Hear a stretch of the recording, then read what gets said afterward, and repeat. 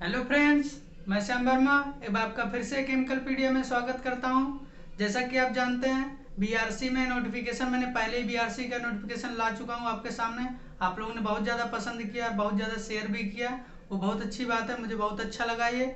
जैसा कि मैंने आपसे वादा किया था कि बीआरसी का नोटिफिकेशन आने के 2 से 3 दिन के अंदर ही मैं उसका सिलेबस और इंटरव्यू में क्या होने वाला है वो सब चीज़ों के बारे में बात करने वाला हूँ। तो आज मैं आपके सामने लेकर उसका सिलेबस आया हूँ और इंटरव्यू में क्या क्या होने वाले हैं वो सब के बारे में आज हम आपसे डिस्कशन करेंगे पूरा। तो पहले मैं आपको बता दूं, नोटिफिकेशन में जैसा आप जानते हैं कि ह्यूज अमाउंट में वैकेंसी थी। तो आपको पता है ह्यूज अमाउंट में वैकेंसी तो कंपटीशन थोड़ा हाई होगा, बट आपको सिलेबस और इंटरव्यू इस तरह से सेट किए जाते हैं यहाँ पर कि आपको डरने की कोई ज़रूरत नहीं है। तो चलिए शुरू करते हैं अपने सिलेबस के बारे में। तो सिलेबस में जो आपको बात करना है, हम स्टाइपेंडियरी ट्रेनिंग कैटेगरी 1 की अगर बात करें, अगर केमिकल इंजीनियरिंग का स्टूडेंट है तो उसके सिलेबस को हम प्रेफरेंस लेके बात करने वाले हैं। तो केमिकल इंजीनियरिंग के स्टूडेंट को आप जानते हैं 40 नंबर ऑफ क्वेश्चंस रहेंगे, 1 आवर्स के अंदर करने होंगे। तो अब बात आती है कौन कौन से सब्जेक्ट पढ़ें सर हम। सबसे ज़्यादा आप लोग के क्वेश्चन यही थे कि कौन कौन से सब्जेक्ट पढ़ें अपने टेक्निकल में। तो मैं जैसे पहले ही आपको बताता चला आया हूँ आज तक कि कोई पर्टिकुलर सब्जेक्ट से कोई टॉपिक मैं नहीं बताता किसी को, इसलिए नहीं बताता कि बाई चांस मैं अभी इस बार बता देता हूँ, next time paper pattern change हो जाए तो मैं कुछ कह नहीं सकता। लेकिन सबसे ज़्यादा जो क्वेश्चन पूछे जाते हैं वो आप नोट डाउन कर सकते हैं। Fluid mechanics, heat transfer, mass transfer, thermodynamics and chemical reaction engineering. क्योंकि प्योर केमिकल इंजीनियरिंग इसी पे बेस्ड है, इसलिए इसको प्रेफरेंस मान के पेपर बनाए जाते हैं। मैं अपना पर्सनल एक्सपीरियंस शेयर करना चाहता हूँ। मेन जो क्वेश्चन पूछे जाते हैं इसी से पूछे जाते हैं, लेकिन मैं ये नहीं कहूँगा सिर्फ आप इसी को पढ़ के जाइएगा। अदर भी सब्जेक्ट हैं जैसे मैकेनिकल ऑपरेशन, उससे भी 1-2 क्वेश्चन पुटअप हो सकते हैं। आपका पॉलीमर से 1-2 क्वेश्चन पुटअप हो सकते हैं। हो सकता है आपका थर्मोडायनेमिक्स ना आए, दूसरा कुछ इंडस्ट्रियल इक्विपमेंट से रिलेटेड, मतलब मीजरिंग इंस्ट्रूमेंट एंड मेजरमेंट से आ जाए। तो मेन जो मैंने 5 सब्जेक्ट 6 आपको बताया, fluid mechanics, heat transfer, mass transfer, CRE and thermodynamics, ये तो आपको बिल्कुल अच्छे से प्रिफरेंस करे तैयार करके जाना है। बट जो अदर सब्जेक्ट है अगर आपको टाइम ले तो उसे भी टाइम जरूर देके जाइएगा। इससे क्या होगा कि आपको थोड़ा सा घबराहट नहीं होगा एग्जाम से पहले कि मैं वो नहीं पढ़ के आया हूँ, उससे क्वेश्चन आ गया तो क्या करेंगे।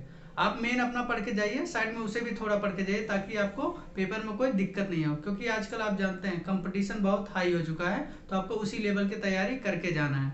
ठीक, ये रिटर्न हो गया, लेकिन ध्यान रखना आपको एक क्वेश्चन के आपको 4 मार्क्स मिल रहे हैं और निगेटिव भी है 1 नंबर। अगर एक क्वेश्चन गलत होता है 1 नंबर निगेटिव है।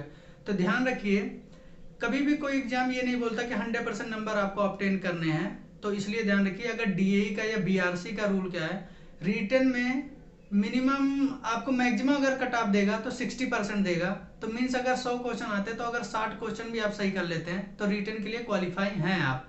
ठीक, तो 40 में से मैं आपको बोलना चाहता हूँ, अगर आप 25 क्वेश्चन भी एकदम सही एग्जैक्ट आप कर लेते हैं तो भी आपका रिटन क्वालिफाई हो जाएगा। बट आप निगेटिव में ना जाएं तो ज़्यादा बेटर होगा आपके लिए। क्योंकि अगर निगेटिव करते जाएंगे तो आपका पॉजिटिव नंबर डिक्रीज होता जाएगा, जिससे आपको दिक्कत हो सकती है।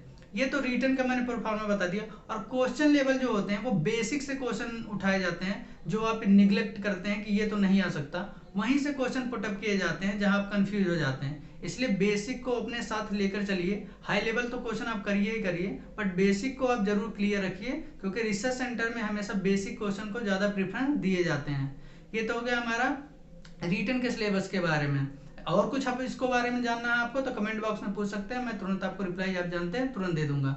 ठीक है ना। अब हम बात करते हैं सबसे मेन जो इसका होता है वो इंटरव्यू होता है। क्योंकि रिटन टेस्ट सिर्फ क्वालिफाइंग स्टेप है, ये सिर्फ आपको इंटरव्यू तक ले जाएगा, इसका कोई वेटेज सिलेक्शन के लिए नहीं है। तो इंटरव्यू के लिए सबसे अच्छी मानी जाती है, अगर इंडिया में रिक्रूटमेंट के इंटरव्यू की बात करें तो बीआरसी टॉप पे आता है, क्योंकि इसका रिक्रूटमेंट पैनल बहुत ही अच्छा होता है। ठीक, इसके रिक्रूटमेंट पैनल में मिनिमम अगर कैंडिडेट होंगे अगर सिलेक्शन के लिए, वो 7 इंटरव्यूअर जो होंगे वो कम से कम 7 लोग होंगे, 7 लोग होंगे, और मैक्सिमम 10, 11, 12 कुछ भी हो सकते हैं। ठीक, तो सबसे पहले आपको क्या करना है इसके इंटरव्यू के लिए, अगर मान लीजिए आपका रिटन क्लियर होता है, उसके बाद आपको क्या करना है, 1 मंथ का टाइम आपको मिलेगा, मिनिमम 1 मंथ का टाइम इंटरव्यू के लिए मिलेगा। तो उससे क्या होगा, आप जितने बेसिक सब्जेक्ट है आपके जो आपको अच्छे लगते हैं, जैसे किसी को अच्छा लगता है heat transfer, mass transfer, thermodynamics and CRE, suppose 4 subject किसी को बहुत अच्छा लगता है, तो वो अपने उस 4 सब्जेक्ट को बिल्कुल अच्छे से तैयार करे। जो सब्जेक्ट उसको अच्छे नहीं लगते उसे थोड़ा सा कम पढ़े तो भी चलेगा, बट उसके जो फेवरेट सब्जेक्ट्स हैं उसे 100% अच्छे से उसको पढ़े। जिससे क्या होता है, जैसे आप इंटरव्यू में जाएंगे, आप बैठेंगे उनके सामने, थोड़ा सा आपका इंट्रोडक्शन लिया जाएगा। इंट्रोडक्शन लेने के बाद आपको व्हाइट बोर्ड पे भेज दिया जाएगा, सामने आपके बोर्ड होगा वहां पर भेज दिया जाएगा। उसके बाद क्या बोला, इंटरव्यूअर आपसे पूछेंगे आपका फेवरेट सब्जेक्ट क्या है, मीन्स आप कहाँ कंफर्ट महसूस करते हैं। तो आप बोलोगे कम से कम आप 4 अपने फेवरेट सब्जेक्ट बना के जाइएगा। सपोज डेट मैं मान लेता हूँ किसी लड़के का fluid mechanics, heat transfer, mass transfer and thermodynamics, तो आप 4 सब्जेक्ट वहां पर नोट डाउन कर देंगे, व्हाइट बोर्ड पे लिख देंगे। वो इंटरव्यू पैनल है वो आपसे जो क्वेश्चन पुटअप करेंगे उन्हीं 4 सब्जेक्ट से क्वेश्चन पुटअप करेंगे। ये सबसे अच्छी आदत होती है इस इंटरव्यू की। आप जो बोलेंगे मेरा स्ट्रॉन्ग पोर्शन है वहीं से आपको क्वेश्चन पूछे जाएंगे, अब अदर कहीं से नहीं पूछेंगे। आपने 4 सब्जेक्ट बोला, उसी में से क्वेश्चन पुटअप होंगे।